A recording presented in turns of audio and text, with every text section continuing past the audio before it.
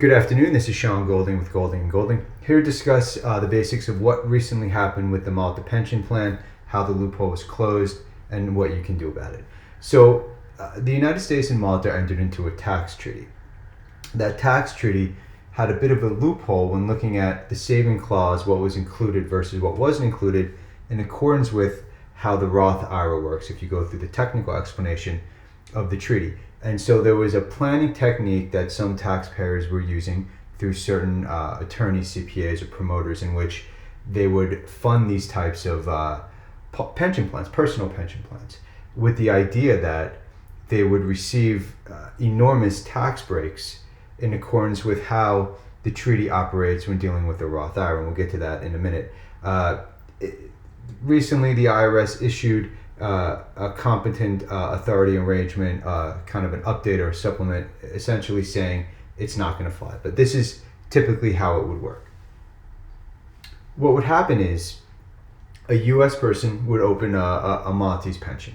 Okay, they would open a personal pension plan, and in that pension plan, they would put items such as like appreciated property. Right? It's not just like a Roth, where in a Roth you're just putting in a certain amount of money, couple $1,000s. There's a relatively low cap as to what you could put in. So you have 50, 60, 70 million dollars. What are you going to do this? You don't want to pay tax on that, right? You're getting ready to retire and live the good life. So what you would do is you would place appreciated property, securities and cash as well, but appreciated property was a very common thing people would put in. And they made some changes in 18 and 19 as to what kind of business property that you could put in. You couldn't really be affiliated with it. You would wait until someone becomes 50 years old. So maybe you put it in when you're 46, 47, 48, wait till you're 50 or just over 50. And then you can start taking out certain distributions. A percentage of it is not taxable. You have to keep it funded with a certain amount of money. And then in the future, you take out more. Again, if you stagger it properly, you wouldn't be taxed. It didn't really seem like it would work, just based on the fact that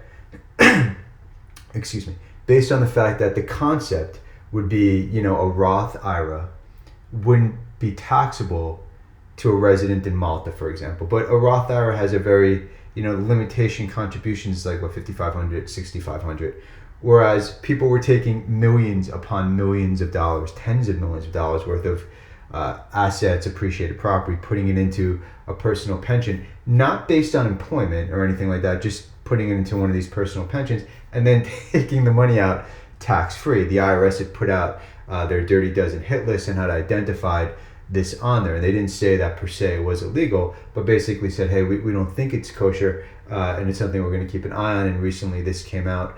We have an article that goes along with it.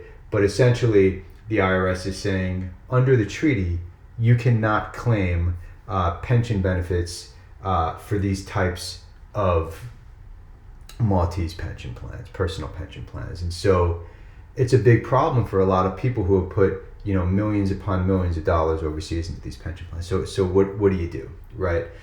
There's various amnesty programs that are available. There's things like voluntary disclosure, which is if you're willful or can't certify under penalty of perjury that you're non-willful. Streamlined delinquency procedures, reasonable cost, things like that. One key ingredient for this situation will be what kind of arrangement did the U.S. person have with their tax attorney, their accountant, promoter, other financial professional who recommended that this may be a good idea.